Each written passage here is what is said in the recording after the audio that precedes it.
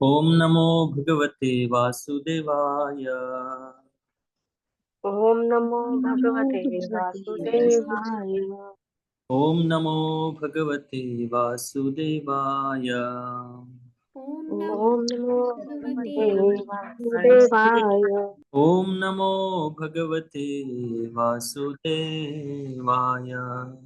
ओम नमो ओम नमो भगवते भगवते वासुदेवाय। वासुदेवाय। ओम अज्ञानतिमिरन्धस्य ज्ञानाञ्जनशलाकया चक्षुरोन्मिलितं येन तस्मै श्रीगुरुवे नमः। नमः ॐ विष्णुपादाय कृष्णपृष्ठाय भूतले श्रीमते भक्तिवेदान्त स्वामिनिति नामिने। नमस्ते सारस्वती देवे गौरवाणी प्रचारिणे निर्विशेष शून्यवादी पाश्चात्यदेशतारिणे वाञ्छाकल्पतरुभ्यश्च कृपा सिन्धुभ्येव च पतितानां पावनेभ्यो वैष्णवेभ्यो नमो नमः। जय श्री कृष्ण चैतन्य प्रभु नित्यानंद श्री अद्वैत गदाधर श्रीवासादि गौर भक्त वृंद। हरे कृष्णा कृष्णा कृष्णा हरे हरे, हरे राम राम राम हरे।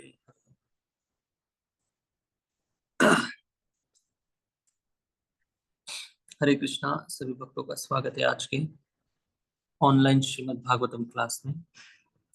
तो हम श्रीमद् भागवतम के पहले स्कंद के चौथे अध्याय की चर्चा कर रहे हैं, जिसका शीर्षक है नारद जी का प्राकट्य। नारद जी कैसे प्रकट हुए इनके सामने, व्यासदेव जी के सामने। उसके पहले की जो पार्श्वभूमि है इस अध्याय के पहले श्लोक में चर्चा हो रही है। तो भी 4 नंबर श्लोक से लेकर 8 नंबर श्लोक तक सुखदेव गोस्वामी के बारे में प्रश्न पूछे जा रहे हैं। कौन प्रश्न पूछ रहा है, थोड़ा सा याद से भागवतम सुनना है हमें।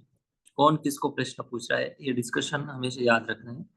शौनक ऋषि सूत गोस्वामी को प्रश्न पूछ रहे हैं, याद रखना है।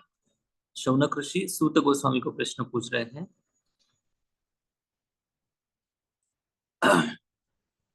और किसके लिए, क्या, क्यों प्रश्न पूछ रहे हैं? प्रश्न पूछने के पीछे का कारण ये है कि आपकी आपने जिनसे भागवतम सुना है, सूत गोस्वामी ने बताया ना कि तीसरे अध्याय के आखिरी श्लोक में बताया कि मैंने मेरे गुरु यथामति यथाजितम, जैसे मुझे समझा, जैसे मेरी बुद्धि है, जैसे मैंने ग्रहण किया, पूरी क्षमता से मैं आपको भागवतम सुनाऊंगा। फिर उन्होंने बताया कि मेरे जो गुरु है सुखदेव गोस्वामी, उनसे मैंने भागवतम सुना है। सूत गोस्वामी जो है शौनक सॉरी सूत गोस्वामी जो है सुखदेव गोस्वामी का यथामति, मतलब उनकी संगति से उन्होंने जो भागवतम का रसपान किया, जो अनुभव किया है, जो साक्षात्कार उनके पास है, उस साक्षात्कार के साथ वो मूड लेकर, अपने गुरु का, अपनी परंपरा का मूड लेकर शौनक आदि ऋषियों को बता रहे हैं। तो ये बात यहाँ पर चर्चा हो रही है। उसके बाद शौनक ऋषि सूत गोस्वामी को प्रश्न पूछते हैं कि आपके जो गुरु है सुखदेव गोस्वामी, ये तो ब्रह्मवादी थे ना। हाँ, और समदृष्टि थे, निर्विकल्प थे, ब्रह्म पर ध्यान करने वाले थे। तो उन्होंने कैसे भागवतम सुनाया, क्या इसके पीछे का कारण है, कहाँ पर सुनाया, किस कारण से सुनाया, क्यों सुनाया, ये 2-3 प्रश्न पहले श्लोक में पूछते हैं। फिर उनके गुणों का वर्णन होता है। उसके बाद कैसे वो समदृष्टि थे। कल हमने चर्चा किया कि जब से वो, जैसे उनका जन्म हुआ, जन्म होते ही वो घर से बाहर निकल गए, और पीछे से उनके पिता व्यासदेव जी उनको पुकार रहे थे कि बेटा रुक जाओ, पुत्र रुक जाओ। तो वो रुकने के लिए तैयार नहीं थे, सीधे आगे चले गए। और जब जा रहे थे तब वहां पर एक नदी या सरोवर कुछ लगता था। वहां पर गांव की कुछ स्त्रियां स्नान कर रही थी। तो स्नान करते समय वहां से सुखदेव गोस्वामी गुजर रहे थे नदी के किनारे से। लेकिन सुखदेव गोस्वामी को देखकर स्त्रियों ने अपने वस्त्र नहीं ढके। और उसके बाद जब वहां से व्यासदेव जी आए, और व्यासदेव जी जब गुजर रहे थे वहां से, तब सारी वहां की जो स्त्रियां थी उन्होंने अपने अपने वस्त्र शरीर पर ढक लिए। वहां पर व्यासदेव जी ने उनको पूछा कि क्या ऐसा क्यों किया आपने, मेरा पुत्र तो युवक है। दूसरी बात, उसने भी कोई वस्त्र नहीं धारण किया है, उसको देखकर आपने वस्त्र नहीं ढके। तब वो माता जी लोग बोलती, श्रेया बोलती कि देखो आपका जो पुत्र है वो बहुत उन्नत भक्त है, समदृष्टि है उसकी, उसकी स्त्री पुरुष कुत्ता चांडाल हाथी पेड़ वृक्ष ये सब पदार्थ में उसकी दृष्टि है ही नहीं। उसकी दृष्टि हमेशा ब्रह्म में लीन रहती है, एकांत में ब्रह्म में वो लीन रहता है, इसलिए उसकी दृष्टि में कोई दोष नहीं है। तो इस प्रकार से श्री अभ्यास देव जी को कहती है। इसकी हमने कल चर्चा की थी 5 नंबर श्लोक तक। तो आज से हम 6 नंबर श्लोक से आगे चर्चा करेंगे। अभी शौनक ऋषि आगे प्रश्न पूछ रहे हैं। 8 नंबर श्लोक तक यही जारी रहेगा थीम। शौनक ऋषि सुखदेव गोस्वामी के बारे में पूछ रहे हैं कि सुखदेव गोस्वामी ऐसे थे लेकिन उन्होंने भागवतम कैसे सुना है, इसके बारे में उनको क्यूरियोसिटी। ओके, 6 नंबर श्लोक। कथमालक्षिता पौरे कथमालक्षितपौरे संप्राप्त कुरु जांगलान् सम्प्राप्त सम्प्राप्त कुरुजाङ्गलान् उन्मत्त मुख जड़वद्वी उन्मत्तमुखजडवद्भिः वचरन् गजसावहे। वचरणं गजसागरे। सॉरी, विचरण उन्मत्त मुख जड़विद और फिर उसके बाद विचरण गजसावहे, ऐसे प्रकार से संस्कृत का प्रोनाउंसिएशन ठीक है। कुरु तथा जांगल प्रदेशों में पागल गूंगे तथा मूढ़ की भांति घूमने के बाद जब वे व्यासपुत्र श्री सुखदेव गोस्वामी हस्तिनापुर मतलब अभी की दिल्ली नगर में प्रविष्ट हुए तो वहां के नागरिकों ने उन्हें कैसे पहचाना। तो शौनक ऋषि सूत गोस्वामी को पूछ रहे हैं कि भाई आपके जो गुरु थे जब कथम आलक्षिता पौरे, इसका मतलब ये है कि वो अगर मूड थे, जड़मती थी उनकी, पागल की भांति घूम रहे थे अलग अलग जगह पर, तो वहां के जो नागरिक थे, कहाँ के नागरिक, कुरु जांगल प्रदेश मतलब वहां के जो नागरिक थे कुरु वंशीय अक्सर थे, कहाँ पर, हस्तिनापुर की बात हो रही।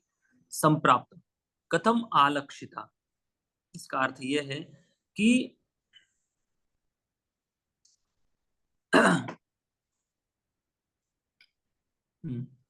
इसका अर्थ ये कि उन्होंने कैसे पहचाना उनको, किनको, जो हस्तिनापुर के जो निवासी थे उन्होंने सुखदेव गोस्वामी को कैसे पहचाना कि ये बहुत बड़े भक्त है ऐसे।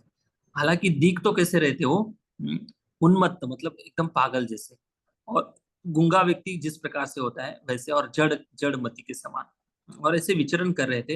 विचरण करते करते वो कुरुक्षेत्र नाम के, दिल्ली नाम का एक स्थान है, वहां पर चले गए। तो आश्चर्य बात यह है, इसलिए पूछा जा रहा है प्रश्न कि हालांकि उनका बाहरी रूप से आचरण एक पागल की भांति था, लेकिन हस्तिनापुर के निवासियों ने उनको कैसे पहचाना कि बड़े महान भक्त हैं। बाहरी रूप से तो कोई दिखाई नहीं दे रहा था उनके अंदर कोई क्वालिटी है, कोई अच्छा भक्त है या कथा करने वाले हैं, लेकिन उन्होंने आगे जाकर कथा भी की, कैसे समझ पाए हो, ये प्रश्न शौनक ऋषि सूत गोस्वामी को पूछ रहे हैं। तो देखिए ये आश्चर्य इसलिए व्यक्त हो रहा है कि राजा परीक्षित महाराज जो है एक भारत देश के राजा नहीं थे, बल्कि पूरी पृथ्वी के एक क्षत्रिय सम्राट थे। और इतने बड़े राजा होने के बावजूद जब उनको कथा सुनने की इच्छा हुई तो कम से कम उनके बराबरी मतलब एक समझदार कथाकार व्यक्ति से ही कथा सुनेगा ना कोई राजा, जो पंडित है, जो सारा शास्त्र जानता है, रहन सहन अच्छी है, उसके आचार विचार अच्छा है, उसी से भी कथा सुनेगा ना राजा। शौनक ऋषि इसलिए पूछ रहे कि आश्चर्य की बात यह है कि बाहरी रूप से ऐसे लक्षण थे कि राजा परीक्षित महाराज ने कैसे कथा सुनी और हस्तिनापुर के नागरिकों ने उनको कैसे पहचाना। ये बात शौनक ऋषि सूत गोस्वामी को पूछ रहे हैं। आलक्षिता मतलब कैसे उन्होंने पहचाना, ये बात हो रही है यहाँ पर।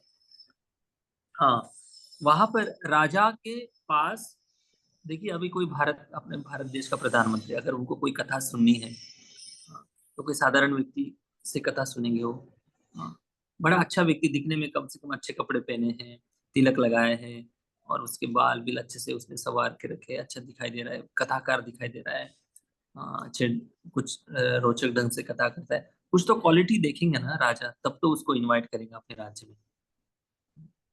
वैसे ही ये लोग सोच रहे, शौनक ऋषि सोच रहे हैं कि कुछ कथाकार की बाहरी रूप से तो कोई क्वालिटी दिखाई नहीं देती सुखदेव गोस्वामी के पास, फिर उनको कैसे राजा परीक्षित महाराज ने कथा कहने के लिए उनको स्वीकार किया। हालांकि उस सभा में बहुत बड़े बड़े ऋषिगण थे जिनको भागवतम और भगवान की भक्ति के बारे में भी ज्ञान था, ऐसा नहीं कि नहीं था।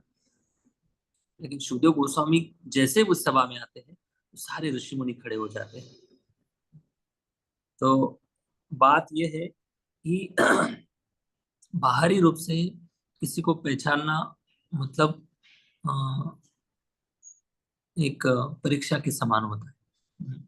हम किसी को भी अपनी बुद्धि के तर्क के आधार पर नहीं समझ सकते हैं। जैसे चोर को दूसरा चोर पहचान लेता है कि भाई ये भी चोर है, उनकी बोलचाल से, उनकी रहन सहन से, उनकी बातचीत से, उनके व्यवहार और विचार से पहचान लेता है कि चोर दूसरे चोर को पहचान लेता है। वैसे ही जो बड़े बड़े अध्यात्मवादी भक्त है वो भी ऐसे उन्नत भक्तों को पहचान लेते हैं। लेकिन जिनकी मति पदार्थ में व्यस्त है उनके लिए ये सारी बातें अनभिज्ञ है। अनभिज्ञ मतलब उनके लिए समझ के परे है ये सारी बातें। तो समझ के परे अगर है तो तुरंत किसी भी इंसिडेंट पर, किसी भी परिस्थिति पर, किसी भी व्यक्ति विशेष पर कमेंट्स नहीं करना चाहिए। तो आलक्षितः, कैसे उन हस्तिनापुर वासियों ने इनको पहचाना। गज सावय शब्द जो है उन्मत्त मुख जड़ अविचरण, वो मतलब उनका विचरण का कोई उद्देश्य भी नहीं था। सुखदेव गोस्वामी जैसे वो उनके पिताजी के घर से निकले तो ऐसा उनका कोई प्रयोजन नहीं था कि मुझे यहाँ जाना है वहां जाना है ऐसे करना है वैसे नहीं। वो बाहरी रूप से शारीरिक रूप से इधर उधर घूम रहे थे, लेकिन उनकी जो मति है, मति उनकी हमेशा भगवान में लगी रहती थी। मतलब शरीर इस भौतिक संसार में है लेकिन मति आध्यात्मिक जगत में। तो ऐसे सुखदेव गोस्वामी महान भक्त थे। गज सावय जो लास्ट शब्द है इसका अर्थ ये है कि गज मतलब हाथी, सावय जहां पर हाथी, बहुत सारे हाथी है, ऐसी जो गज का और दूसरा समानार्थी शब्द है हस्ती, हाथी। तो हस्तिनापुर जो शहर है, हस्तिनापुर के शहरवासियों ने कैसे सुखदेव गोस्वामी को पहचाना, ये प्रश्न शौनक ऋषि सूत गोस्वामी को पूछ रहे हैं। ठीक है, आचार्यगण इसके ऊपर लिखते हैं कि सुखदेव गोस्वामी अक्सर बहुत ज्यादा समय समाधि अवस्था में रहते थे।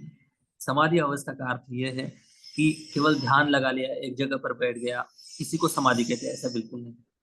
किसी भी एक उनका जो यहाँ पर पिछले श्लोक में हमने देखा था कि एकांत निर्विकल्प, एक है निर्विकल्प जिनके अंदर निर्विकल्प क्वालिटी है और एकांत क्वालिटी है। एकांत का मीनिंग ये नहीं कि हमें शारीरिक रूप से एकांत में रहना है, नहीं।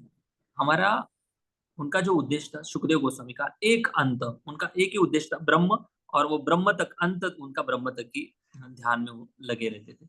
निर्विकल्प का अर्थ है कि उनकी ध्यान की चेतना में और कोई विकल्प नहीं था।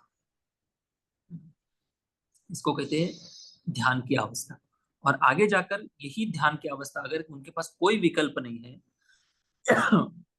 उनके पास कोई विकल्प नहीं, तो उनके पास एकमात्र विकल्प था, वो था ब्रह्म। और ब्रह्म पर हमेशा उनका ध्यान टिका रहता था और ऐसे नॉन स्टॉप कई घंटों तक वो समाधि में रहते थे। इसलिए बाहरी रूप से जब वो हस्तिनापुर में प्रवेश किया, ऐसे एक जगह वर्णन आता है कि वो हस्तिनापुर के बच्चों, बालक, जो दुर्बुद्ध लोग थे, उन्होंने उनका उपहास किया, मतलब उनको इग्नोर कर दिया। किसी ने उनको कुछ ऐसे उटपटांग बोल दिया, अरे ये तो पागल जैसा दिख रहा है, ये तो ऐसा है वैसा है। ऐसे अज्ञानी जो लोग थे उन्होंने सुखदेव गोस्वामी का इस प्रकार से उपहास कर दिया। ये सुखदेव गोस्वामी हस्तिनापुर में जब प्रवेश किए तो अक्सर हर जगह वो जब विचरण कर रहे थे तो अक्सर वो समाधि अवस्था में थे। जो और दूसरी बात यह है कि वो परिव्राजकाचार्य भी थे। परिव्राजकाचार्य का अर्थ ये है कि वो हमेशा घूमते रहते थे, जहां पर भी जाते थे वहां पे हमेशा घूमते रहते थे। ये उनकी क्वालिटी थी। और क्यों घूमते रहते थे, पूरी पृथ्वी पर विचरण करते थे, जहां पर उनको भी जाना लगता था घूमते रहते थे। तो वो एकमात्र केवल और केवल लोक कल्याण के लिए घूमते थे। और उनका कोई घूमने का कोई कारण नहीं था। हालांकि उनके पास कोई खुद का घर नहीं था, उनके पिताजी के पास घर था लेकिन खुद का कोई घर नहीं था। जहां पर शाम हो जाती थी, ऐसा लगता था उनको आराम करना है तो कर लेते थे, जहां पर भिक्षा मिलती थी वो खा लेते थे। ये सुखदेव गोस्वामी की क्वालिटी थी। तो ऐसा व्यक्ति बाहरी रूप से अगर देखा जाए, भौतिक दृष्टि से अगर देखा जाए, अगर किसी को कथा करनी है अपने घर में, अपनी सोसाइटी में, अपने गांव में, क्या ऐसे व्यक्ति को हम कथाकार के रूप में इनवाइट करेंगे?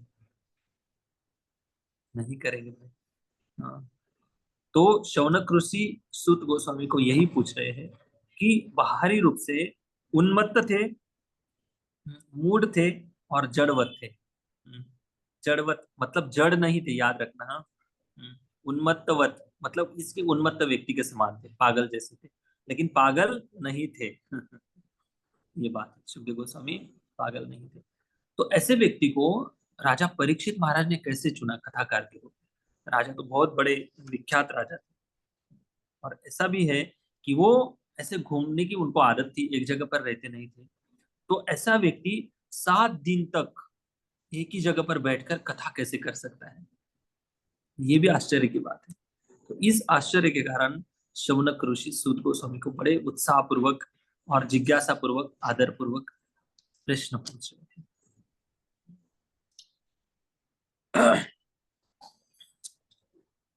यस प्रभु जी, तात्पर्य पढ़िए। यस प्रभु जी। तात्पर्य: आधुनिक दिल्ली नगर पहले हस्तिनापुर कहलाता था, क्योंकि इसकी स्थापना पहल राजा हस्ती ने की थी। अपना पितृगृह त्यागने के बाद गोस्वामी सुखदेव पागल की भांति इधर उधर भटक रहे थे, अतः उनकी उच्च अवस्था को जान पाना नागरिकों के लिए अत्यंत कठिन था। अतः मुनि को देखकर नहीं अपितु सुनकर पहचाना जाता है। मनुष्य को हाँ, चाहिए वेट कि वेट वेट प्रभु जी, बहुत सुंदर लाइन लिख रहे प्रभुपाद जी। अतः मुनि को देखकर नहीं अपितु सुनकर पहचाना जाता है। बहुत सुंदर तात्पर्य प्रभुपाद जी लिखते हैं। प्रभुपाद जी कह रहे हैं कि देखो आजकल संसार में कोई भी मुनि हो, कोई भी, कलयुग की बात कर रहा हूं मैं, लोग गुरु का, साधु का दर्शन करने जाते हैं। दर्शन कैसे करते हैं? बहुत दूर से दर्शन कर लेते हैं और उनको लगता है कि बस बस हो गया, दर्शन कर लिया अभी गुरु का, हमारा जीवन धन्य हो गया, हमारा अभी अगले साल ही हम गुरु का दर्शन करेंगे। लेकिन ऐसा नहीं है। गुरु का दर्शन मतलब ये है कि साधु का दर्शन का अर्थ ये है कि साधु जो दर्शन दे रहे हैं, दर्शन कौन सा? शरीर का दर्शन नहीं, हाँ, वाणी का दर्शन। दर्शन का अर्थ है कि शास्त्र का ज्ञान। जो साधु शास्त्र का ज्ञान दे रहे हैं वो असली दर्शन है, वही से असली शुद्धिकरण होता है। प्रभुपाद जी लिख रहे, बहुत हेवी लाइन है, देखो। मुनि को देखकर नहीं अपितु सुनकर पहचाना जाता है। मुनि मतलब कुछ लोग कुछ बोलते भी नहीं है, मौन रहते हैं और शांत रहते हैं, और लोगों को लगता है कि ये बहुत बड़े ज्यादा तपस्वी और बहुत ज्यादा मुनि है। तो प्रभुपाद जी ने इसका मौनी लोगों का भी बहुत खंडन कर दिया है कि मौन तब रहो जब आपसे कोई बात करने वाला नहीं है। मौन तब रहो जब आपसे कोई बात करने वाला नहीं है। अगर आपके साथ कोई बात करने वाला है तो कृष्ण कथा जरूर करो, क्योंकि वाणी को भगवान की सेवा में लगाओ, दूसरों को प्रचार करो कृष्ण भावना का, कृष्ण के बारे में बताओ, भक्ति के बारे में बताओ, ताकि लोगों का भी कल्याण हो। और जब आप एकांत में रहेंगे तब किन से बात करना है? हमारे भगवान से बात करनी है। कल हमने चर्चा की ना कि अगर कोई, हम समाज में रह रहे हैं, अगर जो बाहरी रूप से सुखदेव गोस्वामी जैसे जड़वत है, इसका मतलब अगर कोई व्यक्ति बोलने की आदत है, किसी को बहुत ज्यादा बोलता था, अभी अचानक से कोई शांत हो जाता है, तो उसका, उसके पीछे का कारण ये है कि उसका मन अंदर ही अंदर किसी ना किसी से हमेशा बात करते रहता है। कोई भी व्यक्ति अचानक से शांत हो जाता है, इसका रीजन ये है कि वो व्यक्ति अंदर ही अंदर, उनका मन किसी ना किसी से जुड़ा है, किसी ना किसी से वो बात करते रहता है, इसलिए वो बाहरी रूप से, फिजिकल रूप से वो शांत दिखाई देता है। तो वैसे ही सुखदेव गोस्वामी का जो समाधि अवस्था थी, उनके आनंद का, उनका सुख का जो स्रोत था ब्रह्म था, भगवान के ऊपर उनका ध्यान था। तो मुनि को जो होता है देख कर नहीं बल्कि सुनकर पहचाना जाता है। तो मुनि की परीक्षा तब होती है जब कोई बोलता है कि वो कितना ज्ञानी है, कितना अज्ञानी है, तब समझ में आता है। लोग अक्सर, बहुत सारे साधुगण हैं जो मौन व्रत धारण कर लेते हैं और उनको लगता है कि हम बहुत बड़े मौनी बन गए, लोक कल्याण कर रहे हैं। हाँ, अपने आप की शुद्धि के लिए एक व्रत और तपस्या के रूप में कुछ लोग करते हैं, लेकिन इससे जन कल्याण नहीं होगा। मौन रह के फायदा नहीं। बताओ कृष्ण के बारे में, बताओ कृष्ण कथा सुनो, कृष्ण कथा करो, इससे अपना और दुनिया का भी कल्याण होता है। यस, नेक्स्ट आगे पढ़िए। मनुष्य को चाहिए कि साधु या मुनि के पास दर्शन के लिए नहीं अपितु सुनने के लिए जाए। यदि वह साधु के वचनों को सुनने के लिए तैयार न हो तो जाने से कोई लाभ नहीं है। सुखदेव गोस्वामी साधु थे और वे भगवान की दिव्य लीलाओं के विषय में प्रवचन कर सकते थे। उन्होंने साधारण नागरिकों एक लोग मुझे याद आ गया, एक साधु थे जो भक्ति मार्ग के नहीं थे, बट वो ऐसे गुरु की खोज में थे। आजकल लोग है ना अध्यात्म के नाम से भी बहुत शॉर्टकट ढूंढ लेते हैं, और वो उन्होंने क्या किया, उन्होंने बहुत सारे गुरुओं को देखा समझा, और वो सोच रहे थे कि मैं किसी गुरु को शरण तो होना चाहता हूँ, लेकिन मेरी पसंद का कोई गुरु नहीं मिल रहा है। तो वो ढूंढ रहे थे, अलग अलग आश्रमों में मठों में जा रहे थे, ढूंढ रहे थे। तो फाइनली उन्होंने देखा कि एक बूढ़ा सा गुरु है जो मतलब अभी इतने बूढ़ा बूढ़ा हो गया था कि 2-4 साल में वो टपक जाएंगे, मतलब हरिबोल हो जाएंगे उसका। तो ऐसे बूढ़े गुरु को उन्होंने स्वीकार करने का तय कर लिया। क्यों? क्योंकि भाई गुरु के अंडर रहकर मुझे ज्यादा मतलब कंफर्टेबल नहीं लगता है। तो गुरु ऐसे स्वीकार करूंगा जो 2-4 साल में चला जाएगा, फिर वो गुरु बार बार आज्ञा देते रहते, बार बार बातें करते रहते, कौन उनकी बात सुनेगा? कोई जीवन में और भी कुछ है कि नहीं? इसलिए उन्होंने ऐसे गुरु स्वीकार करना चाहा। फिर उन्होंने देखा कि ऐसे बूढ़े गुरु को भी स्वीकार करके कोई मतलब नहीं। तो एक दिन गए वो, गंगा में गए, स्नान किया, गंगा में डुबकी लगाई, और खुद खुद उसने अपने नाम की दीक्षा दे दी और बताया कि मैं स्वयं ब्रह्म, क्या नाम है, स्वयं प्रकाशित ब्रह्म महाराज। ऐसे उन्होंने खुद का नामकरण कर दिया। मतलब क्या है, आजकल गुरु के नाम से लोग इतने परेशान है। एक तो असली गुरु नहीं मिलते हैं, दूसरा है कि असली शिष्य बनने की भी किसी की इच्छा नहीं है। जो शरणा गुरु की मतलब, कुछ लोगों को लगता है कि संन्यास लेना है, दीक्षा लेनी है, तो किसी ना किसी के अंडर रहना पड़ेगा। हाँ, अंडर तो रहना ही पड़ेगा, क्योंकि हम बालक की भांति, हमारा मन जो है बड़ा दुर्बुद्धि मन है, कभी भी कुछ भी उटपटांग चीजों में पड़ जाता है। तो इसलिए इंस्ट्रक्शंस को जीवन में बहुत मूल्यवान समझकर जीवन अगर कोई जीता है तो उसका बेड़ा पार हो जाता है। तो गुरु से दीक्षा लेना मतलब कोई साधारण बात नहीं है। अपने अहंकार को जो झुकाना चाहता है ना, वही व्यक्ति शिष्य बन सकता है, वही व्यक्ति गुरु के पास जाकर शरणागति ले सकता है। जैसे फैशन के रूप में दीक्षा लेकर कोई मतलब नहीं। तो ऐसे कई लोग हैं जो गुरु को केवल दूर से मानते हैं, दर्शन करते हैं, लेकिन उनकी बात नहीं मानते। और ऐसे भी गुरु हैं जो अपने बस दीक्षा दे देते हैं, सालों साल शिष्यों से ना बातचीत होती है, ना कुछ लेन देन होता है, ना कुछ कुछ भी मतलब है। जब उनके मठ मंदिरों में कुछ नया प्रोजेक्ट करना होता है, जब डोनेशन की बात आती है, तब वो सभा बुलाते, तब उनकी कथा कराते, तब उनको मिलते जुलते। क्यों? क्योंकि जैसे जीएसटी कलेक्शन चलता है साल में एक बार, मार्च एंडिंग का हिसाब किताब करना है, वैसे टैक्स के जैसे कोई पैसा लेता है शिष्यों से, तो बिल्कुल अच्छा नहीं। इसे कहा जाता है कि गुरु अगर शिष्य का धन लेता है, केवल धन लेता है, गुरु शिष्य का केवल धन हर रहा है, लेकिन उसका शोक नहीं हर रहा है। हरना मतलब लेना, उसका शोक का निवारण नहीं कर रहा है, तो ऐसा गुरु 100% नरक में जाता है।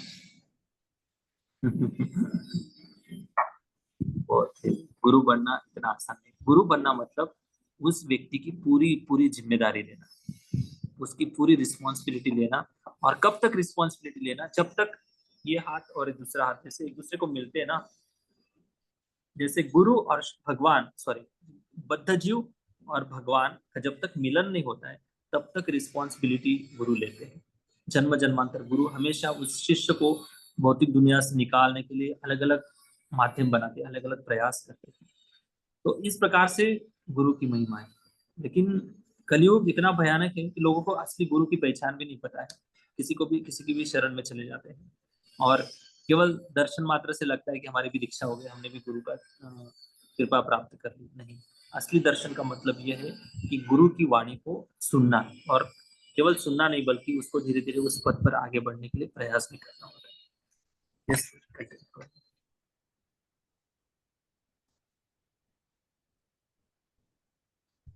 हरे कृष्णा। प्रभु जी पढ़िए। यस। सुखदेव गोस्वामी साधु थे और वे भगवान की दिव्य लीलाओं के विषय में प्रवचन कर सकते थे।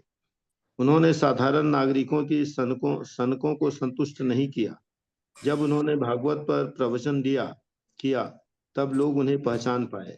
उन्होंने कभी जादूगर जैसी जादूगरी दिखाने का प्रयास नहीं किया। बाहर से वे जड़, गूंगे, पागल व्यक्ति के जैसे प्रतीत हो रहे थे, लेकिन वास्तव में वे महान दिव्य रूप से उच्चस्थ पुरुष थे। हरे कृष्ण। उन्होंने साधारण नागरिकों की सनक को संतुष्ट नहीं किया। सनकों को मतलब उनके जो विचार है, उनके जो कहने का जो ढंग तरीका है, मतलब जो कोई जनसाधारण लोग कोई पूछते हैं, कहते हैं, उसकी तरह से उन्होंने कथा नहीं की, उनसे बातचीत नहीं की। लोग अक्सर ऐसे होते हैं ना कि लोग आजकल के जो यूट्यूबर है गुरु, आजकल के जो बड़े बड़े मठ मंदिरों के गुरु बन चुके हैं, वो अक्सर ऐसी बात बोलते हैं जो शिष्यों को अच्छी लगे। ऐसे ही भजन गाते हैं, ऐसे ही गाने गाते हैं ताकि शिष्यों को अच्छे लगे। लेकिन आध्यात्मिक मार्ग, स्पिरिचुअलिटी शुद्धिकरण करने का मार्ग है, इसके बारे में कोई चर्चा ही नहीं करता है। कथा बस रंगीन कथा, अच्छा नाच गान हो, भजन बीच बीच में होते रहे, ऐसी कथा करने से कोई लाभ नहीं होता है। लोग ऐसे इमोशनल प्रसंग सुनाते हैं ताकि कथाकार भी रोता है, बैठने वाले जो दर्शक होते, सुनने वाले, वो भी रोते हैं, लेकिन उनकी जिम्मेदारी कौन लेगा, उनकी रिस्पॉन्सिबिलिटी कौन लेगा, ये सबसे बड़ी बात है। तो इसलिए गुरु को शिष्य की जिम्मेदारी लेना बहुत जरूरी है, और जब तक जिम्मेदारी नहीं लेंगे तब तक शिष्य का भी उद्धार नहीं होगा, और गुरु भी अपनी असली भूमिका में अपनी भूमिका नहीं निभाएगा। नहीं तो गुरु मत बनो भाई, किसी का भी गुरु मत बनो।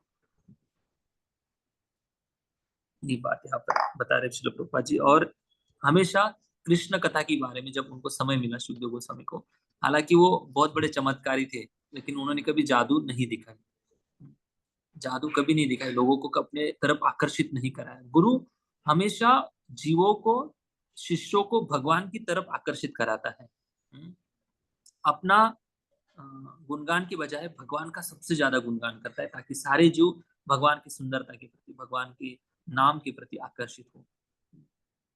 इस प्रकार से गुरु की पहचान होती है। एक बार एक गुरु के पास एक शिष्य आता है और कहता है कि गुरु जी, आपने जो मुझे साधना दी है, इस साधना कर कई दिनों से मैं कर रहा हूँ और मुझे बहुत अच्छा साक्षात्कार हुआ है। तब गुरु ने पूछा कि बताइए आपको क्या साक्षात्कार हुआ है। तब शिष्य बताता है कि मुझे तो आपको आपका जब मैं दर्शन करता हूँ, जब मैं आपको देखता हूँ, तो साक्षात परम ब्रह्म का दर्शन करता हूँ, ऐसे मुझे लगता है, साक्षात परम ब्रह्म का दर्शन करता हूँ। तब गुरु ने कहा कि बेटा, आप मेरे शिष्य हो और आपके साक्षात्कार कभी झूठ हो ही नहीं सकते हैं। क्या समझ पा रहे कि नहीं आप? ये बकवास की बातें हैं भाई इस संसार में। तो आप सोचो, हम क्या पता नहीं कौन से जन्म में कितना कुछ भक्ति की थी, पुण्य किया था कि इतने प्रामाणिक, इतने अच्छे, और क्या शब्द बोलेंगे इस संसार के, जो भी शब्द है वो कम पड़ेंगे इस परंपरा और इस प्रामाणिकता के बारे में। बहुत बहुत गुणगान करे उतना कम। सच में लकी है जो लोग श्रील प्रभुपाद जी की कृपा से महाप्रभु की आज्ञा का पालन करते हुए भक्ति करने का, धीरे धीरे भक्ति के मार्ग में आगे बढ़ने का प्रयास कर रहे हैं। हम भले पंगु है, हमारी क्षमता नहीं है, हम ढीले हैं, आलसी है, लेकिन जिनकी हमने शरणागति ली है वो गुरु परंपरा महाप्रभु नित्यानंद प्रभु बहुत दयालु है, इतने कृपालु है कि बस उनके चरणों में पड़े रहेंगे, उनकी कृपा की भीख मांगते रहेंगे, तो एक दिन वो रीच जाएंगे हमारे ऊपर। वो तो उतने शक्तिशाली, हमारे गुरु वर्ग इतने शक्तिशाली कि हमारा कल्याण निश्चित रूप से कर देंगे। तो ये बात यहाँ पर इस श्लोक में बताई जा रही है। वो उन्मत्त थे, मूक थे और जड़ के भांति थे। तो ऐसे उनके बाहरी रूप से लक्षण दिखाई दे रहे थे, लेकिन अक्सर कथाकार जो होते हैं बड़े सदाचारी, अच्छे वस्त्र जिसने पहने, अच्छे भाषणबाजी, करते हैं उन्हीं को कथाकार के रूप में चुना जाता है। लेकिन जो जड़वत, जो मूढ़वत, जो पागल की भांति इधर उधर घूम रहे थे, उस व्यक्ति को कैसे कथाकार के रूप में चुना, ये प्रश्न शौनक ऋषि सूत गोस्वामी को पूछ रहे हैं। ठीक है, नेक्स्ट 7 नंबर श्लोक। कथम वा पांडवेयस्य कथं वा पाण्डवेयस्य राजर्षेर्मुनिना सह राजर्षेर्मुनिना संवादः समभूतात् संवादः समभूतात् यत्र एषा सात्वती श्रुतिः। यत्र एषा सात्वती श्रुतिः। हाँ, राजा परीक्षित की इस महामुनि से राजा परीक्षित की इस महामुनि से कैसे भेंट हुई, जिसके फलस्वरूप वेदों के इस महान दिव्य सार श्रीमद् भागवत का वाचन संभव हो सका। अभी शौनक ऋषि आगे जाकर ये प्रश्न पूछ रहे हैं कि आगे देखो, जो प्रसंग शुरू हुआ था राजा परीक्षित महाराज और सुखदेव गोस्वामी, इन दोनों के बीच में जो डिस्कशन शुरू हुआ था, उसके करीब ये सब क्वेश्चन लेके जा रहे हैं। देखो, राजा परीक्षित महाराज श्लोक है, कथम वा पांडव वेयस्य। कथम वा का अर्थ है कि पांडवों के वंशज जो थे, कौन थे पांडवों के वंशज, कथा में सुनने वाले राजा परीक्षित महाराज। तो परीक्षित महाराज कैसे थे, राजर्षि मुनिना सह, दोनों का संगम देखो, शब्द कैसे बोल रहे हैं, राजर्षि, राजाओं में ऋषि थे, कौन थे, परीक्षित परीक्षित महाराज। महाराज। हाँ, राजा थे, साथ साथ उनका और सुखदेव गोस्वामी को मुनि शब्द प्रयोग किया गया है। मुनि का और राजा का कैसे मिलन हुआ। अक्सर मुनि लोग जो होते हैं एकांतवास करते हैं, अपने अपने ध्यान में व्यस्त रहते हैं, लेकिन अक्सर मुनि लोग राजाओं को नहीं मिलते। क्यों नहीं मिलते राजाओं को, उदाहरण देंगे श्री चैतन्य चरितामृत में, जब राजा प्रताप रुद्र श्री चैतन्य महाप्रभु से मिलना चाहते थे। राजा प्रताप रुद्र भी जगन्नाथ जी के भक्त थे, लेकिन जब चैतन्य महाप्रभु को मिलना चाहते थे, तब चैतन्य महाप्रभु ने कहा कि मैं राजा से नहीं मिल सकता। क्यों? फिर स्वरूप दामोदर गोस्वामी रामानंद राय कहने लगे कि प्रभु, महाप्रभु देखो, राजा प्रताप रुद्र जो है वो बहुत बड़ा भक्त है, ऐसा नहीं कि वो केवल राजा है, बहुत बड़ा भक्त है भगवान का। तब महाप्रभु ने कहा, हाँ मैं मानता हूँ कि वो बहुत बड़ा भक्त है, लेकिन उसके नाम के आगे राजा ये पदवी होने के कारण, उसके नाम के सामने राजा नाम की पदवी होने के कारण मैं उससे नहीं मिल सकता। तो इसका 2 मीनिंग है। राजा का मीनिंग ये है कि राजा जो होते हैं अक्सर विषय वासना की संगति में बहुत ज्यादा रहते हैं। एक राजा को अनेक प्रकार की पत्नियां, अनेक प्रकार की नहीं, अनेक पत्नियां भी होती है, अनेक प्रकार के उनको धन, प्रशासन, कंट्रोल करना, राज्य प्रस्थापित करना, किसी के ऊपर आक्रमण करना, ये जो विषयी कार्य, जो सांसारिक कार्य है, इसमें अक्सर राजा लोग बहुत व्यस्त रहते हैं और उनकी मति भी हमेशा विषयों में रहती है राजाओं की, क्योंकि उनके पास कोई कमी नहीं विषयों की, भोग विलास में उनका जीवन रहता है। इसलिए महाप्रभु बोल रहे कि मैं राजाओं को नहीं मिलता। फिर इसका जो अर्थ है, राजा प्रताप रुद्र बहुत बड़े भगवान के भक्त होते थे, तो उन्होंने इसका अर्थ ऐसे निकाला कि मेरे राजा, अगर मैं राजा हूँ और इस राजा होने के कारण मुझे महाप्रभु नहीं मिल रहे, तो ऐसे जीवन जी के भी मतलब क्या है। तो तब महाप्रभु राजा प्रताप रुद्र के पुत्र को बुलाते हैं, फिर उनसे मिलते हैं, उनको आलिंगन करते हैं, अपना वस्त्र देते हैं। ऐसी लीला हुई थी। और जब रथ यात्रा हुई थी, रथ यात्रा में श्री चैतन्य महाप्रभु डांस करते करते थक जाते हैं और जगन्नाथ वल्लभ गार्डन है, वहां पर महाप्रभु थोड़ा विश्राम करते हैं। तब भक्तगण राजा को बोलते हैं, राजा प्रताप रुद्र को, कि आप एक राजवेश त्याग दो और एक साधारण मनुष्य का वेश परिधान करो और श्री चैतन्य महाप्रभु की आप सेवा करो। तब महाप्रभु के चरण स्पर्श करते हो, चरण दबाते और महाप्रभु पूछते कि आप कौन हो। तब कहते कि मैं सारे भक्तों के दासों का दास हूँ। तब महाप्रभु उनको आलिंगन करते, तब स्वीकार करते हैं कि जो दास बनना चाहता है उसको मैं स्वीकार करता हूँ। जो राजा है वो राजा इस संसार का राजा रहेगा, उसको मैं मिलना नहीं चाहता हूँ। तो वही थीम है। अक्सर मुनि जो रहते हैं, जो वैरागी लोग होते हैं, असली में वैरागी जो वैरागी होते हैं, वो राजपाट चलाने वाले लोग जो होते हैं अक्सर अक्सर राजसिक होते हैं। ऐसे राजसिक लोगों की संगति नहीं करते हैं, क्योंकि संग दोष लगता है, इसलिए वो संगति नहीं करते।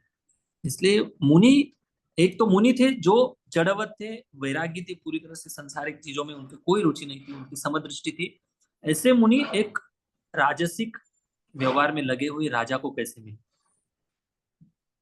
ये जो प्रश्न अभी इस श्लोक में उपस्थित हो रहा है, इस श्लोक का उत्तर जो है 9वें श्लोक में आएगा। 7वें श्लोक में जो प्रश्न वो आ रहा है ना कि राजा को कैसे मिले मुनि, विरक्त थे, इसका वर्णन 9वें श्लोक में आएगा। सेक्शन पूरा बदल जाएगा, 8 नंबर श्लोक तक हम देखेंगे।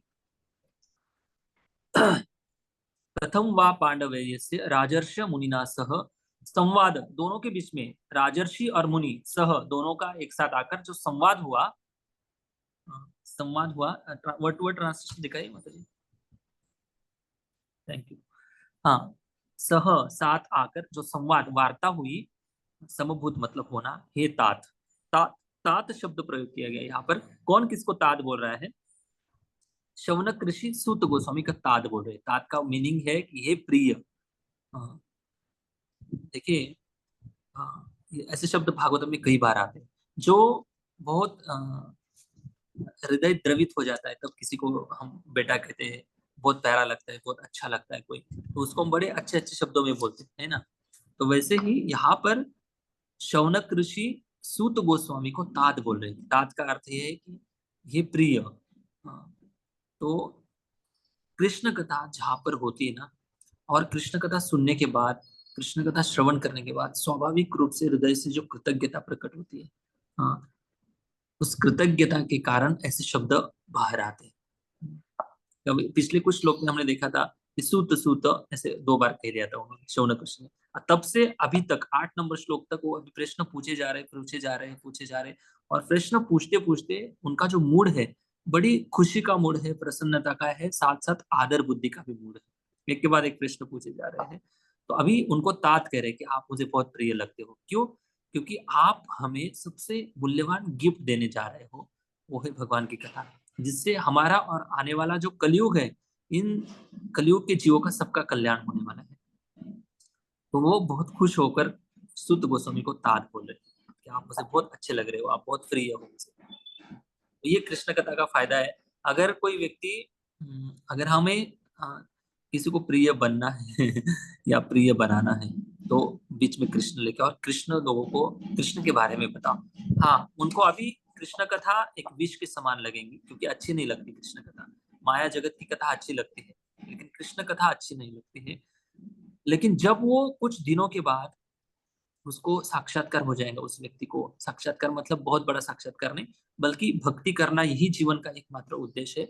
और जब वो सोचेगा कि मुझे भक्ति की किसने इंट्रोड्यूस कराया था, भक्ति के बारे में किसने कुछ बताया था, मुझे मार्ग पर चलने के लिए किसने सिखाया था, वो जब पीछे मुड़कर देखेगा 2-4 साल पहले मुझे किसी व्यक्ति ने बताया था, तो उस व्यक्ति के प्रति बहुत कृतज्ञता आएगी। तो कृष्ण कथा संबंध भी अच्छा बना देती है। क्यों? क्योंकि जब उस व्यक्ति को समझ में आता है कि मुझे इस व्यक्ति ने कितना अच्छा मार्गदर्शन किया, कितना अच्छे मार्ग पर चलने के लिए प्रेरित किया, तो ये बात यहाँ पर इन दोनों के संबंध में आती है। मुनि राजर्ष मुनि सह संवादो संभूत तात यत्र, मतलब जहां पर, ये सात्वती दिव्य श्रुति।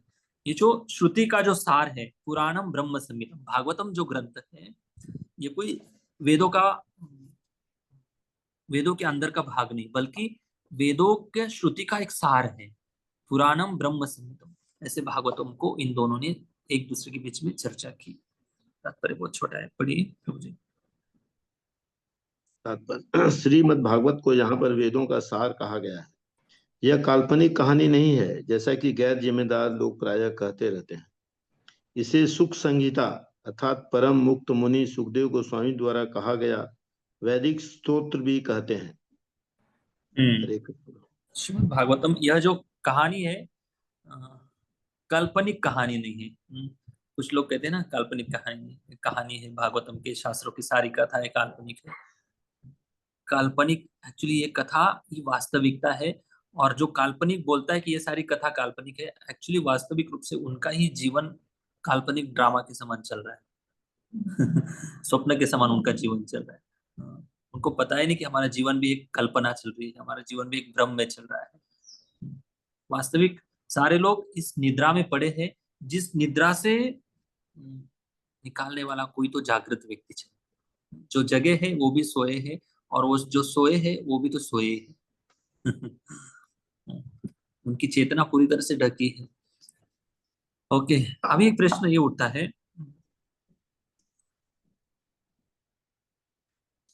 परीक्षित महाराज एक राजा थे, तो राजा से ही बात हो रही थी ना, इसमें कौन सी बड़ी आश्चर्य की बात है। राजा को ही कथा कराने के लिए यहाँ पर आए थे, लेकिन प्रश्न ये होता है कि वो इधर उधर घूमने वाले सुखदेव गोस्वामी थे, और वो एक जगह पर बैठते नहीं थे ना रुकते थे। इसका वर्णन इस श्लोक में आ रहा है। वही सुखदेव गोस्वामी 7 दिन तक एक आसन पर कैसे बैठ गए और कथा कैसे कर लिया उन्होंने, ये प्रश्न पूछ रहे उनके। और एक क्वालिटी का वर्णन 8 नंबर श्लोक में। स गोदोहन मात्रम ही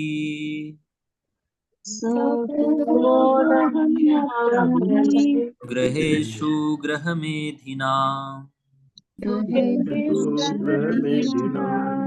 अवेक्षते महाभागास् कीर्ति कुर्वंस्तदाश्रमम्।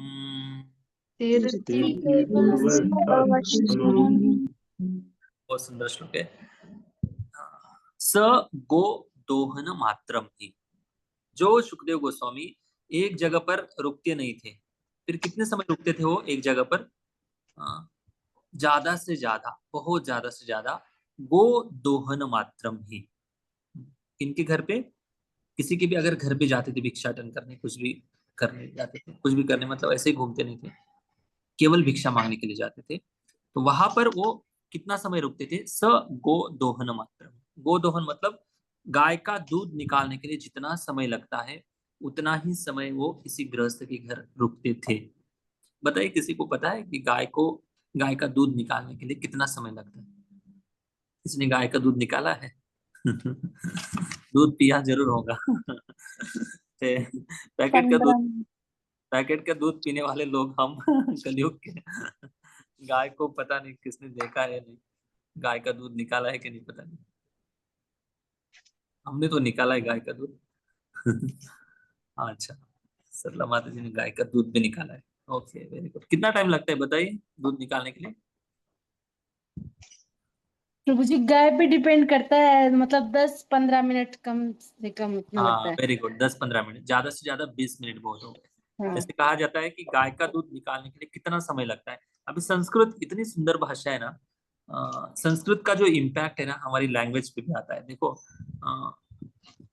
अभी ये टाइम नहीं बता रहे कि इतना टाइम रुकते थे, नहीं, इतना टाइम नहीं रुकते। तो टाइम का काउंट ऐसी स्पेसिफिक संख्या नहीं बता रहे कि इतना मिनट रुकते थे। शुक्रिया गोस्वामी भागवतम जब लिखा जा रहा है तो लिख रहे हैं कि गो दोहन मात्रेण, गाय दोहन करने के लिए जितना समय लगता है उतना समय वो रुकते थे। मतलब समझ लो कि गाय दोहन करने के लिए कितना टाइम लगता है, जितना भोजन करने के लिए टाइम लगता है। एक मनुष्य को 20 मिनट में भोजन हो जाता है, और हो जाना भी चाहिए। 20-25 मिनट बहुत हो गए ज्यादा से ज्यादा, तो 15-20 मिनट में गाय का दोहन हो जाता है। तो वैसे कुछ मराठी में देखो, कुछ ऐसे शब्द है, मराठी, हम मराठी भाषा है ना, तो हम कभी कभी ऐसे बोलते हैं ना की इनका घर कितना दूर है, जसं मराठीमध्ये यांचं घर किती लांब आहे, असं असं असं बोलतात तेव्हा हाकेच्या अंतरावर है मराठी शब्द है। मतलब जब आवाज लगाते हैं तो ये जो आवाज है मनुष्य की कितनी मीटर तक जाती है, समझो 100 मीटर 200 मीटर तक जाती होंगी आवाज, तो उतने डिस्टेंस पे उनका घर है। तो ऐसी संस्कृत भाषा है। संस्कृत भाषा बड़ी अलंकारिक रूप से प्रस्तुत की जाती है। तो उतने समय तक सुखदेव गोस्वामी किसी के घर पे रुकते थे, गो दोहन मात्र, इतना समय रुकते थे। और मात्रम ही ग्रहेशु ग्रह मेधि नाम, ग्रहेशु का अर्थ है घर, जो घर में रहने वाले, ग्रह मेधि नाम यहाँ पर शब्द प्रयोग किया गया है। ग्रह मेधि, ग्रह मेधि का अर्थ यह है कि जो व्यक्ति अपनी पत्नी, अपने बच्चे, अपना पैसा, अपनी प्रॉपर्टी और शरीर और शरीर के संबंधित लोगों में उनकी मति व्यस्त है। एवं ग्रहेषु सक्तानाम, केवल ग्रह पे आसक्त है। जॉब, ऑफिस, घूमना फिरना और वीकेंड में इधर उधर घूम के आना, बस जिनका ये रूटीन है, जिनकी ऐसी लाइफस्टाइल है, इनको कहते हैं ग्रह मेधी। भागवतम की भाषा इनको कहते हैं ग्रह मेधी। जो घर के बारे में ज्यादा आसक्त है, प्रॉपर्टी, पैसा, बंगला, ये वो, इसी में ज्यादा अटैच है, उनको कहते हैं ग्रह मेधी। और ऐसे लोग अक्सर ग्रहेशु ग्रह मेधी नाम से कहा जाता है। तो इनके घर पे वो जाते थे। अवेक्षते महाभाग, महाभाग परम भाग्यशाली लोग। अभी परम भाग्यशाली कौन है? एक तो सुखदेव गोस्वामी महाभाग्यशाली महायोगी है, और परम भाग्यशाली कौन बन जाते हैं? इसका ट्रांसलेशन पढ़ लेते। वे सुखदेव गोस्वामी किसी गृहस्थ के द्वार पर उतनी ही देर रुकते जितने समय में गाय दुही जा सकती है। वे उस घर को पवित्र करने के लिए ही ऐसा करते थे। तीर्थी कुर्वन अत आश्रमम, तीर्थ कुर्वन आश्रम, आश्रम का अर्थ है घर, जहां पर लोग रहते हैं। जिन्होंने उस घर का आश्रय लिया है उसको आश्रम कहते हैं। ऐसे आश्रम को पवित्र बनाने के लिए सुखदेव गोस्वामी उतना ही समय रुकते थे जितना समय गाय दोहन करने के लिए लगता है। ये उनकी क्वालिटी थी। तो ऐसा व्यक्ति, जो व्यक्ति केवल गाय दोहन करने के लिए जितना समय लगता है 15-20 मिनट तक किसी के घर में रुकते थे, ऐसा व्यक्ति एक जगह पर 7 दिन कैसे बैठ गए? ये प्रश्न शौनक ऋषि सूत गोस्वामी को पूछ रहे थे। उनको ये आश्चर्य लग रहा है कि बताइए, थोड़ा स्पष्टीकरण बताइए, क्यों, ऐसा क्या कारण था कि एक जगह पर कैसे बैठे हो? एक जगह पर तो 15-20 मिनट ही रुकते थे। तो साधु जो होते हैं, ग्रह मेधी जो लोग है ना, उनका कल्याण करने के लिए उनके घर पे जाते हैं। उनकी उपस्थिति मात्र से उनका कल्याण होता है। साधु का जो प्यूरिटी, उनकी जो शुद्धता है, वो ग्रह मेधी लोगों का कल्याण करने के लिए वो जाते थे। ऐसा नहीं कि इधर उधर घूमते थे, दूसरों के कल्याण के लिए वो जाते थे। और उनका जो घर था वो पवित्र बनाने के लिए जाते थे। तो देखो, अभी एक बात बहुत जरूर ध्यान से सुनना है कि अक्सर भगवत गीता में दो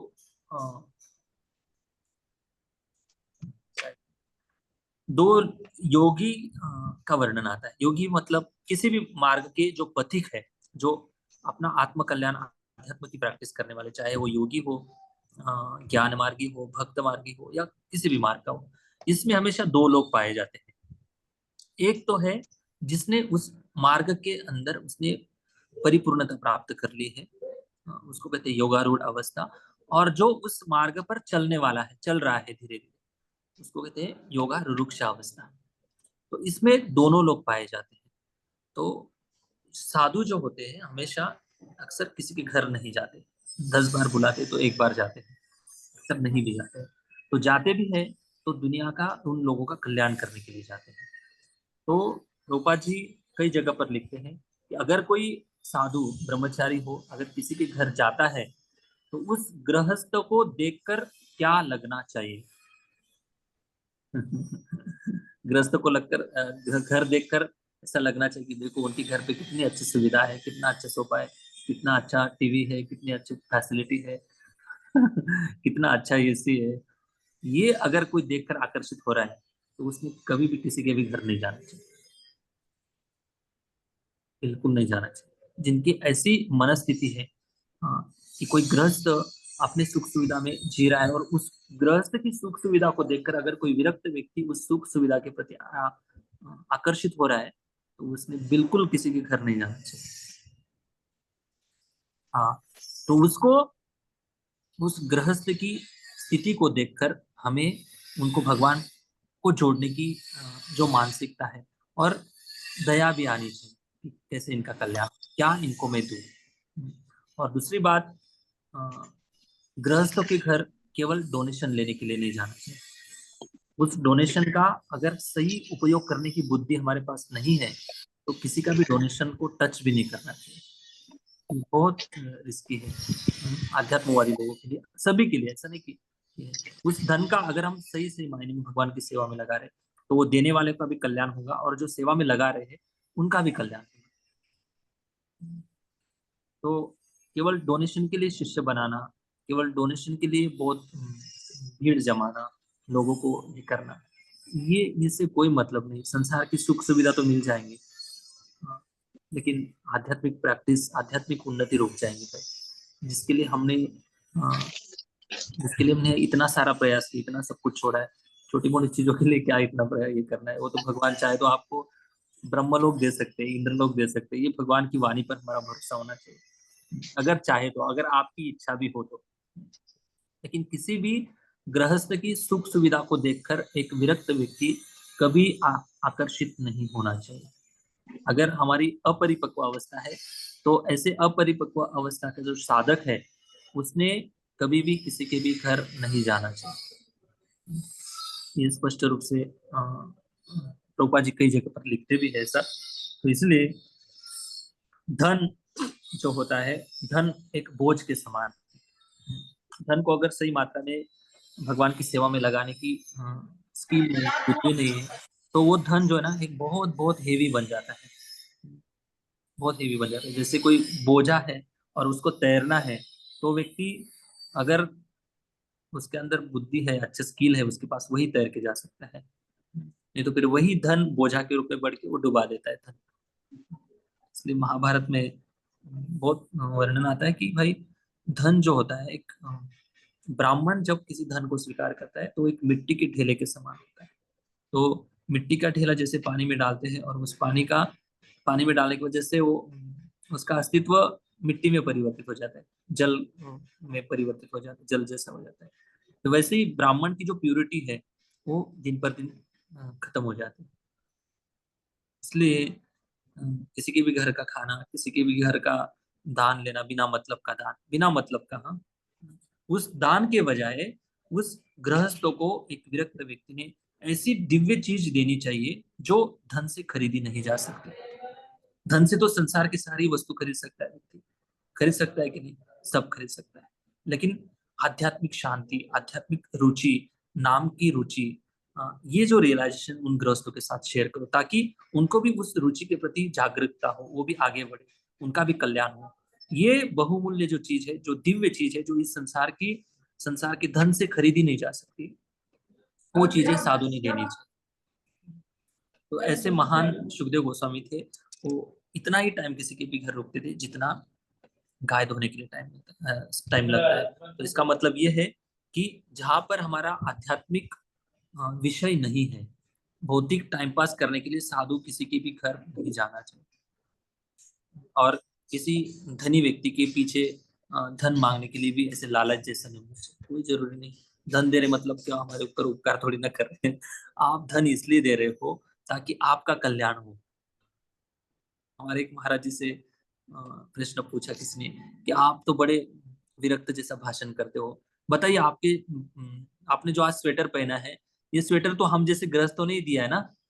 आपने जो चश्मा पहना है, ये भी तो चश्मा हम जैसे गृहस्थों ने ही दिया है। अगर गृहस्थ धन नहीं देते क्या आप स्वेटर पहन पाते, चश्मा पहन पाते? उन्होंने बताया, बहुत सुंदर बताया कि आपको क्या लगता है, आप धन दे रहे हो और हमारे ऊपर उपकार कर रहे हो। हाँ, आप हमारे ऊपर उपकार कर रहे हो। भूल जाओ कि आप हमारे ऊपर उपकार कर रहे हो। आप ऐसे सोचो कि हम आपके ऊपर उपकार कर रहे हैं। कैसे? क्योंकि ये धन जो है ना, ये धन विषयों में डुबा देने वाला है, आप लोगों को पता है, अंधकूप में ले जाने वाला है ये धन। और इसी धन से अगर आप अध्यात्म में धन लगाते हो, इसी धन से आपका कल्याण होने वाला है। और उन्होंने बताया कि देखो मेरा जीवन का अस्तित्व जो है, मेरा एक मिनट भी मेरे इंद्रिय तृप्ति के लिए नहीं, मेरा जीवन दूसरों के कल्याण में लगा है, प्रचार कार्य में लगा है, मेरे गुरु की आज्ञा का पालन करने में लगा है, सेवा में लगा है। और क्या आपको लग रहा है कि ये स्वेटर और चश्मा और ये सारी बेसिक सुविधा आप लोग दे रहे हो? बोले कि आप लोग नहीं दे रहे हो, हमें भगवान दे रहे हैं। अगर आप नहीं देते तो भगवान कहीं ना कहीं से हमें अरेंज करा देते। अगर आप भगवान नहीं भी देते हमें, तो भी हम भगवान से कभी शिकायत नहीं करते कि मुझे क्यों नहीं दिया। हाँ, ये हमारा भगवान का और हमारा एक प्रेम का डीलिंग है। ये भगवान की और हमारी प्रेम की डील है। भगवान अगर सुविधा दे तो भी खुशी है, भगवान अगर नहीं सुविधा दे तो भी हम उनकी सेवा करते रहे। ये हमारा और भगवान का कनेक्शन है। कि हमारे भगवान से और गुरु से हम वचनबद्ध है। तो बहुत सुंदर उत्तर दिया, बहुत अच्छे से बताया। फिर उन्होंने समझ गया कि भाई सच में हमारा कल्याण होता है कि हम जब दान देते हैं। तो ये लाइन जो है ना बहुत प्लेन चलती वाली लाइन है, इसमें थोड़ा भी लीकेज हो गया तो जहां पर लीकेज होता है वहां पर तकलीफ पड़ जाती है। तो ये कलयुग है भाई, इस कलयुग में ऐसे प्योर मार्ग मिलना बहुत मुश्किल है। भगवान की कृपा आशीर्वाद से मिला है तो हमें निश्चित आगे बढ़ना है।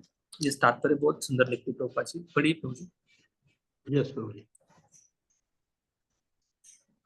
सुखदेव गोस्वामी महाराज परीक्षित से मिले और उन्होंने श्रीमद् भागवत के मूल पाठ की व्याख्या कर सुनाई। वे किसी भी गृहस्थ के दरवाजे पर आधा घंटा से अधिक, जितने समय में गाय दूह ली जाती है, नहीं रुकते थे और भाग्यशाली गृहस्थ से भिक्षा प्राप्त करते थे। वे अपनी शुभ उपस्थिति से उस घर को पवित्र करने के लिए ऐसा करते थे। अतएव सुखदेव गोस्वामी ऐसे आदर्श उपदेशक देखो हैं। एक मिनट तो सॉरी, आज थोड़ा टाइम हो जाएगा, 5 मिनट नहीं तात्पर्य नहीं, में।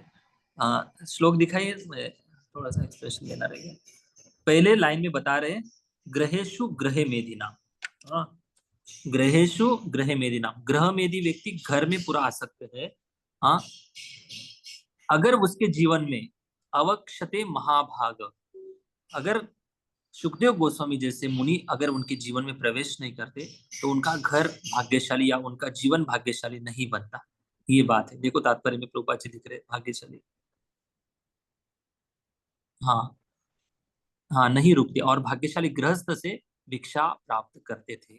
मतलब जिनके घर वो भिक्षा मांगते थे उनका भाग्य का उदय हो जाता था, ऐसे लोगों को भाग्यशाली कहा गया है। जो सुखदेव गोस्वामी जैसे मुनि की सेवा करते थे, उनको भिक्षा देते थे। यस, बड़ी। वे अपनी शुभ उपस्थिति से उस घर को पवित्र करने के लिए ऐसा करते थे। अतएव सुखदेव गोस्वामी ऐसे आदर्श उपदेशक हैं जो दिव्य पद पर स्थित हैं। जो लोग संन्यास आश्रम में हैं और भगवान के संदेश का उपदेश देने के लिए प्रतिबद्ध हैं, उनके कार्यों से उन्हें यह सीखना चाहिए कि दिव्य ज्ञान प्रदान करने के अतिरिक्त गृहस्थों से उनका कोई सरोकार नहीं है। गृहस्थ से भिक्षा मांगने का उद्देश्य उसके घर को पवित्र करना होना चाहिए।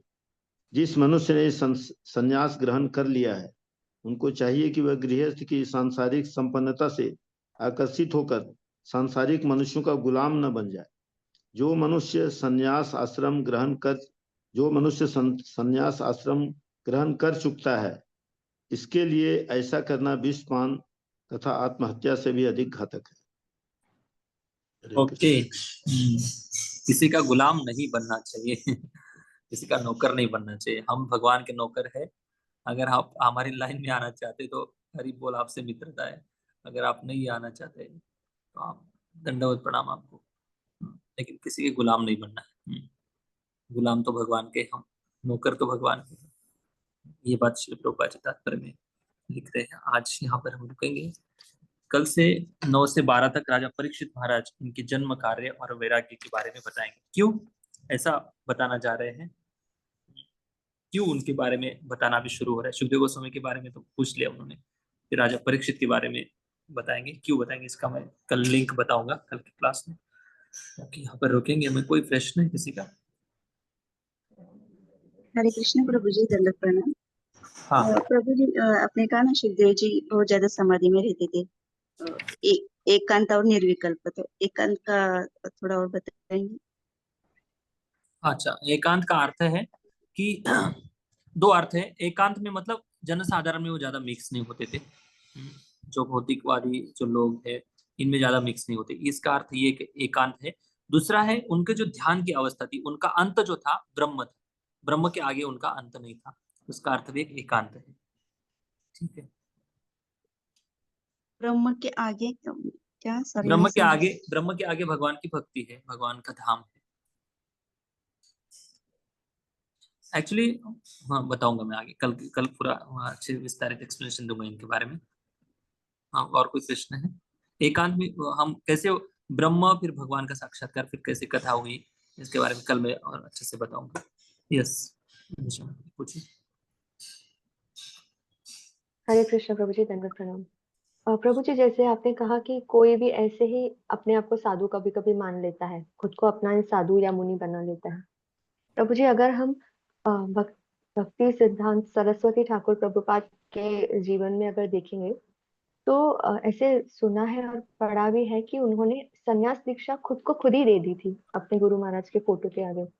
तो कोई हमसे अगर ये प्रश्न करे कि वो भी खुद ब खुद सन्यासी बन गए तो उसका प्रत्युत्तर हम कैसे दे सकते हैं?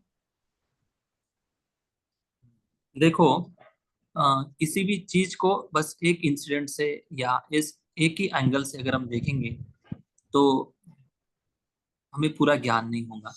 किसी भी वस्तु को पूरे सारे एंगल से अगर देखेंगे तो पिक्चर क्लियर होता है। जैसे भक्ति सिद्धांत सरस्वती ठाकुर महाराज ने अपने गुरु के बिहाफ में उनके फोटो के सामने रखकर उन्होंने संन्यास लिया, फिर आगे जाकर उनको प्रचार करना था। क्यों ऐसा किया उन्होंने? क्योंकि उस समय कोई ऐसे उनको योग्य गुरु नहीं लग रहे थे जो उनको संन्यास दे सके। क्योंकि भक्ति सिद्धांत सरस्वती ठाकुर महाराज उतने प्योर भी थे, उतने शुद्ध भक्त थे, भगवान के भगवत पार्षद थे। तो वो आचार्य है, आचार्य ऐसा कर सकते हैं। थोड़ा सिद्धांत भगवान की आज्ञा से, भगवान की प्रेरणा से वो कर सकते थे, कर सकते हैं। लेकिन उसके पहले उनकी शरणागति भी देखनी चाहिए। ऐसा व्यक्ति अगर कर रहा है, ऐसा व्यक्ति कर रहा है, कोई व्यक्ति उनका कोई मतलब इमिटेशन कर रहा है, उनके जैसा बनने का प्रयास कर रहा है, तो उन्होंने दीक्षा लेने के पहले कितने लाख नाम जप किए थे, किसी को पता है? ये भी तो परीक्षा होनी चाहिए। हाँ, इसको याद है? हाँ, बताइए कितना नाम जप किया था। और बारिश में वो भी अखंड रूप से उन्होंने व्रत लिया था, छाता पकड़ के, ना कुटी बनाई थी ना कुछ बनाया था। बारिश में उन्होंने एक जगह पर बैठकर 9 लाख नाम जप का संकल्प लिया था। मतलब साधना करके जो अंदर से भगवान की आवाज आती है, वो सुनने की जो चेतना है, उस चेतना पर जब व्यक्ति पहुंचेगा तब हम मान लेते कि भाई इनको अंदर से भगवान प्रेरणा दे रहे हैं, कि अंदर से उनको गुरु प्रेरणा दे रहे हैं कि ऐसे फोटो के सामने बैठकर मैं दीक्षा ले लूं। वो कोई साधारण लोग नहीं। हम ऐसे नहीं कि मैंने जो जिसको कहा ना कि ऐसे चालू राम चालू राम नहीं बोलते, ऐसे कलयुग में जो लोग हैं उन्होंने क्या किया कि वो ऐसे गुरु को ढूंढ रहे थे लेकिन बाईपास कराना चाहते थे गुरु को। फिर बूढ़े गुरु को देखा उन्होंने, फिर बूढ़े गुरु को इसलिए देखा क्योंकि गुरु के अंडर रहना नहीं चाहते थे।